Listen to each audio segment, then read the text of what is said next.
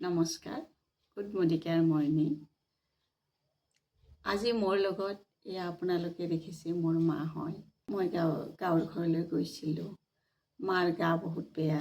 আজি কিছুদিনৰ পৰা তেওঁ অলপ অসুস্থ হৈ আছে। কালি ডাক্তৰ আহিল। ডাক্তৰে মাক ঔষধ লিখি দিওঁতে ক'লে যে বি কমপ্লেক্সৰ টেবলেট খুৱাব দিলে। তেতিয়া মোৰ লগত এইটো দেখিছে মেডিকেয়াৰৰ বি কমপ্লেক্স আছিলে। মই ডক্তৰক দেখালোঁ বি কমপ্লেক্সটো। মই ক'লোঁ এইটো খুৱাব পাৰিমনে?